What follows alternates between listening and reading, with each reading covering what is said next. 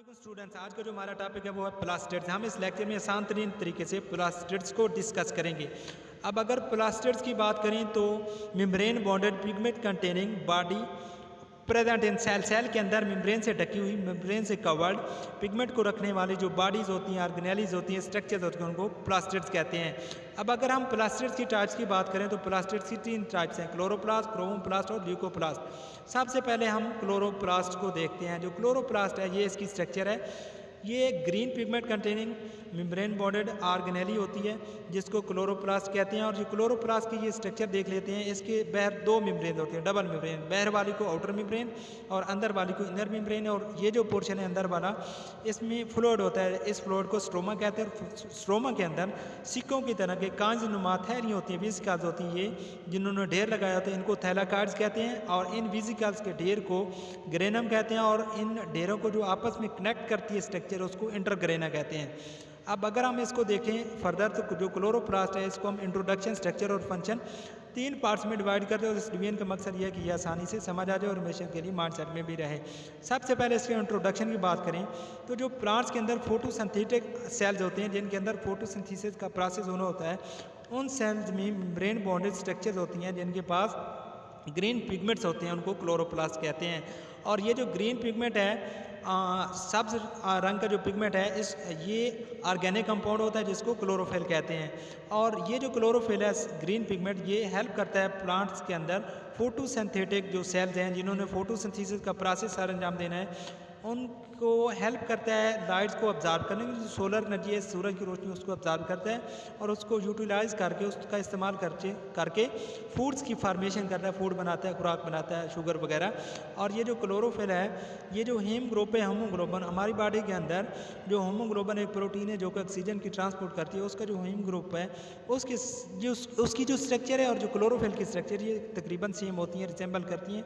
लेकिन इनके अंदर फ़र्क ये है कि जो उसकी स्ट्रक्चर है उसमें जो सेंट्रल एटम है क्लोरोफिल की स्ट्रक्चर के अंदर, वो सेंट्रल एटम है मैग्नीशियम है।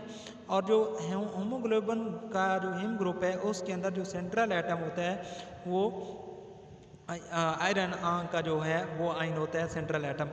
और अगर हम फर्दर देखें तो स्ट्रक्चर को देखते हैं, हम क्लोरोप्लास्ट की स्ट्रक्चर को देखें तो ये जो स्ट्रक्चर है इसका डायमीटर 4 से 6 माइक्रोमीटर होता है। इसकी जो शक्ल है ये चेंज होती रहती है, वेरिएंट शेप करता है, मतलब इसकी शक्ल तब्दील होती रहती है। और माइक्रोस्कोप की मदद से जब इसको देखा गया तो ये हेट्रोजीनियस स्ट्रक्चर है जिसके अंदर स्मॉल ग्रेन्यूल्स होते हैं, दानेदार स्ट्रक्चर होते हैं, ग्रेन्यूल्स होती हैं जिनको ग्रेना कहते हैं, ये जो स्ट्रक्चर हैं।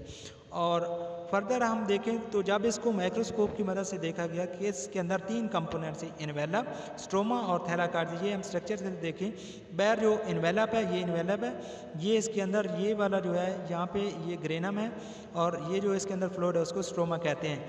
और ये इसके 3 दिए माइक्रोस्कोप की मदद से। इन्वेलप जो है वो डबल मेम्ब्रेन है, वो हमने देख ली। जो स्ट्रोमा है वो ज़्यादातर अंदर जो लिक्विड होता है जिसने ज़्यादातर इसका हुजम वॉल्यूम को कवर किया होता है, वो हमारे पास स्ट्रोमा है। और स्ट्रोमा फ्लूइड होता है जो सराउंड करता है थैलाकार्ड्स को, उन वेसिकल्स को। और इसके पास जो स्ट्रोमा है इसके अंदर प्रोटीन होती है, राइबोसोम्स होते हैं, सर्कुलर DNA भी इसी स्ट्रोमा में, इसी फ्लूइड में पाया जाता है। और इसका जो पहला पार्ट है वो क्या करता है, जो कार्बन डाइऑक्साइड है उसको फिक्स करके शुगर बना देता है, मतलब यहाँ पे फोटोसिंथेसिस का अमल होता है। फर्दर देखें जो थैलाकार्ड्स हैं ये फ्लैटेड वेसिकल्स हैं। जो थैलाकार्ड्स हैं वो हमने देखा था वेसिकल्स हैं, फ्लैटेंड वेसिकल्स हैं जो कि आपस में अरेंज होकर ग्रेना बनाती हैं, वो हमने देखा ढेर बना के ग्रेना बनाती हैं। और जो इंटरग्रेना है वो भी इन्हीं वेसिकल्स का ही बनता है जो कि इन ग्रेनम को, इन ढोरों को आपस में कनेक्ट करता है। और ग्रेनम जो है वो क्या होता है, वो पाइल होता है, ढेर होता है थैलाकार्ड्स का, जो कि आपस में स्टॉक लगा के एक ढेर बना देते हैं सिक्कों की तरह, कांच की तरह। फर्दर देखें ऑन एवरेज ये जो ढेर होता है इसमें 50 और इससे ज़्यादा जो वेसिकल्स हैं, कांचनुमा जो स्ट्रक्चर हैं, ये पाई जाती है ग्रेनम में। और फर्दर देखें तो ये थैलाकार्ड्स की जो मेम्ब्रेन है, इसी के ऊपर क्लोरोफिल जो है वो इसी लेयर्स में ही क्लोरोफिल पाया जाता है, इसी में अरेंज होता है, इसीलिए तो वो सब्ज दिखाई देती हैं। और फर्दर देखें तो हमारे पास ग्रेनम है, ये कनेक्टेड होता है नॉन ग्रीन पार्ट से, जिसको इंटरग्रेनम कहते हैं, जो कि हमने स्ट्रक्चर से देख लिया। फंक्शंस की बात करें तो हमारे पास जो क्लोरोप्लास्ट है ये बहुत ही अहम किरदार अदा करता है प्लांट्स में। मेम्ब्रेन जो है ग्रेना की वो पहली जगह होती है जो कि सनलाइट जो सोलर की जो रोशनी होती है सूरज की उसको इंट्रैप करती है, उसको पकड़ती है और उससे एनर्जी जो है शुगर फोटोसिंथेसिस का अमल होता है, उससे आगे जो है एनर्जी जो है वो पैदा की जाती है।